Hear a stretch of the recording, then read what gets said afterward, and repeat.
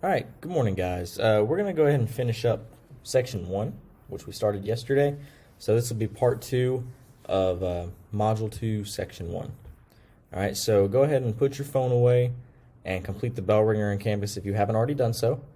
And then join the presentation by going to joinpd.com and using the code here at the top right. That's BLQRAE. All right, so go ahead and do that. This is a mandatory step. This is how I know that you've checked into the lesson for today, and this is how I'm going to give you feedback on responses and see how you're doing and things like that. And then finally, step 3, get out paper and pencil to write down notes, questions, and work example problems as they come up. All right, and so we're going to pick up where we left off yesterday, and I think that we were on slide. Let me look here. I think we were on slide like 36 is where we stopped. But I'm going to back up a little bit to 34. That way, I can show you just a quick recap of yesterday. So on slide 34, yesterday we talked about the beginning of the quantum mechanical model of the atom. And so the quantum mechanical model of the atom tries to explain the positioning of the electrons within the atom. Remember back to Rutherford's model that it was just a nucleus with empty space, and the electrons were kind of placed randomly around there. It didn't really talk about how the electrons were organized. So the quantum mechanical model does that, okay? And so we talked about two quantum numbers or two energy levels. So number one, we talked about the principal energy levels, which are these n equals 1, n equals 2, n equals 3, and n equals 4 sublevels. So remember we mentioned that electrons can jump from energy level to energy level, and then whenever they gain energy, after they jump up, they must come back down and release that energy, and they do that in the form of light, right? So those different energy levels are represented by these n equals 1, n equals 2, n equals 3, and n equals 4. Okay, and then within each energy level, there are different sublevels. So n equals 1 has one sublevel, and it is the S sublevel. N equals 2 has two sublevels, and they are the S and the P sublevels. Add another one for n equals 3, and you get S, P, and D. And finally, you get S, P, D, and F. So think of this like stadium seating. These would be like sections, right? And then these would be like different rows or something like that in the stands or something like that. Just kind of how it's organized. You have 1 and 1, 2 and 2, 3 and 3, 4 and 4. And 4 sublevels is the most that you can get. So n equals 5 would also have 4 sublevels. N equals 6 would also have 4 sublevels, and so on. Okay? And these sublevels represent where the electrons live inside of the atom. Okay? And so within the S sublevel, there is one S orbital. And each orbital, we're going to learn, can hold 2 electrons. So the S sublevel can hold 2 electrons total because there's only one orbital in there. But there are 3 p orbitals, so they hold 2 electrons each. The p orbital, or the p sublevel, can hold 6 electrons, 2 in each orbital. And then there's 5 d orbitals. They hold 2 electrons each, so the d sublevel can hold 10 electrons, okay? And then finally we got to the f sublevel, of which there's 7 orbitals, each one holding 2 electrons. So the f sublevel can hold 14 electrons, okay? This is going to be key as we talk about the periodic table and things like that. So here we go. This is where we left off yesterday. So we're going to talk about the S, P, D, and F block elements on the periodic table. So those sublevels, S, P, D, and F, they can be seen clearly on the periodic table. The shape of the periodic table becomes clear if it's divided into those blocks representing the atom's energy sublevel being filled with valence electrons. Valence electrons just means those are the electrons on the outside of the atom. Okay, so if you look, those first 2 columns in the periodic table plus helium up here would be your S block. Okay, helium fits nicely in this little groove right here that's left because helium is moved all the way over here. But if you fit helium in there, that's part of the S block. Okay, and remember we said the S block can only hold 2 electrons because there's 1 orbital, so there are 2 columns in the S block, right? And then we have the P block, which was the next sublevel. And remember, we said it has 3 orbitals, so it can hold 6 electrons. And look at how many columns there are. 1, 2, 3, 4, 5, 6. Okay, and then you have the D block. Remember, we said the D block has 5 orbitals, and each one holds 2 electrons. So 2, 4, 6, 8, 10 elements in the D block. And then finally the F block, which we said has 7 orbitals, each holding 2 electrons, so you would think we'd have 14, right? Well, 2, 4, 6, 8, 10, 12, and 14. All right, so the periodic table is organized by these kind of energy levels and energy sublevels. So energy, like the main energy levels, the n equals 1 is going to be each row. Like this will be energy level 1, energy level 2, energy level 3, energy level 4, and so on. Okay? All right, so S block elements consist of group 1 and 2. So let me pull up a periodic table here. Okay, so groups 1 and 2 are here, those numbers at the top. Those are the groups. So 1 and 2 plus helium. Those are your S block elements. Okay. And the S orbital can hold 2 electrons. So the S block spans 2 groups on the periodic table. Remember, there's only 1 orbital in the S sublevel, and it holds 2 electrons. P block elements consist of groups 13 through 18, and they contain elements with completely or partially filled p orbitals. So if I look at my periodic table, 13 through 18 is here, these columns right here, right? And remember we said there were 3 p orbitals in the p sublevel.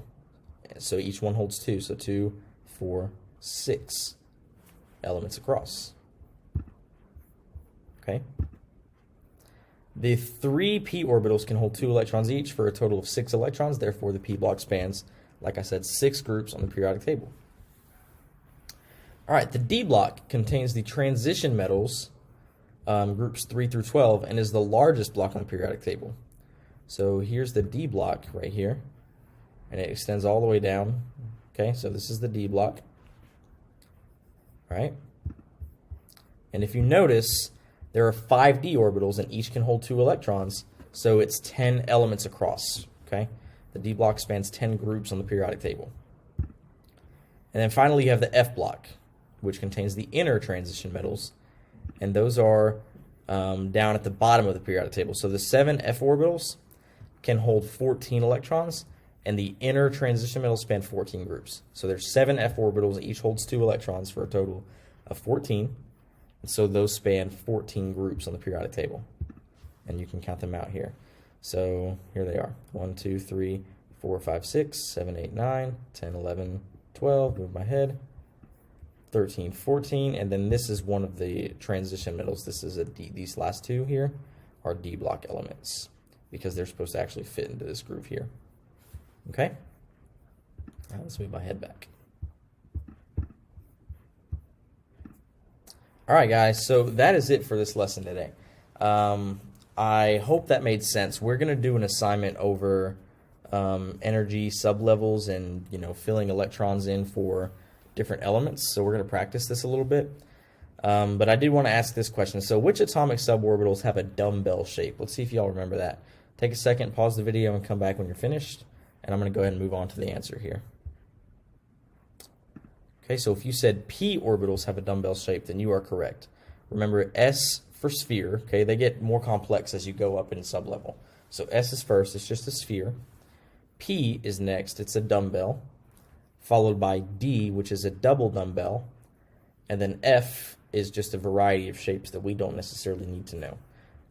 They're all over the place, and there are 7 different ones. So, all right, next, which of the following is not one of the elemental blocks of the periodic table? Is it S, D, G, or F? So take a second to answer that, and then we will come back and give the answer right now. So pause and come back.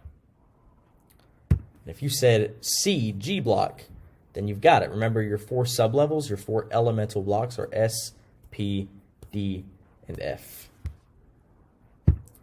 Okay, and finally, which block spans 6 elemental groups on the periodic table? Is it S, P, F, or G?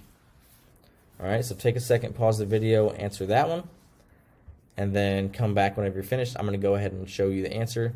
So pause and come back.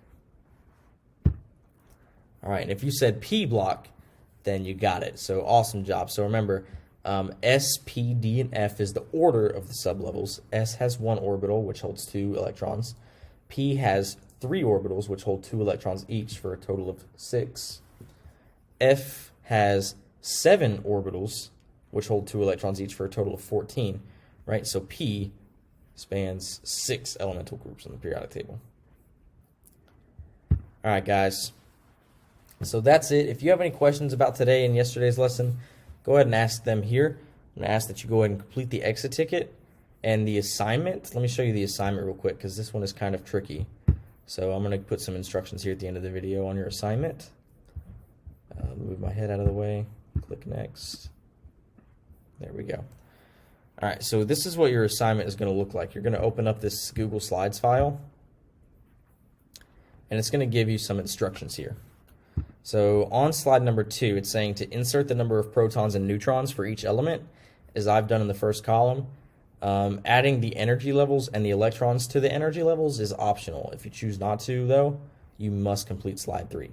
So the only thing that is required on slide number 2 is to go down here and type the number of protons and neutrons for each element. So like I'll do helium for you. So the way I'm going to do this is look at the periodic table. Okay, and here's helium. So since helium is atomic number 2, that means it has 2 protons. And since it has a mass number of approximately 4, I'm going to round this to the nearest whole number. Since it has a mass number of approximately 4 and 2 of those are protons, that means the other 2 are neutrons. So I would go over here and say, all right, helium has, oops, that's the wrong one. So I would go over here and say, all right, helium has 2 protons and 2 neutrons, and then that's it. That's the only mandatory part. The other thing that you could do if you want to make it look real pretty is to copy and paste these energy sublevels. So yeah, you could copy and paste the energy levels over the top of where you wrote the protons and neutrons, and then you can also copy and paste these electrons here if you want. But if you don't choose to do that step, then you need to go through and complete slide 3, where you're filling in the chart for the first level electrons, second level electrons, third level, and fourth level, and so on. Okay, so there are instructions up here too at the top of the second slide that tell you how many electrons each energy level can hold. All right, so you've got to look at the atom, figure out how many electrons the atom has, and then divide them up between the energy sublevels. All right, so that's your assignment. And if you have any questions, of course, you can contact me on Teams, Remind, whatever platform that you use to communicate with me, and I'll get back to you as soon as possible. Okay, so that's it for today's lesson. I hope you learned something. Let me know if you have any questions, and I'll see you later.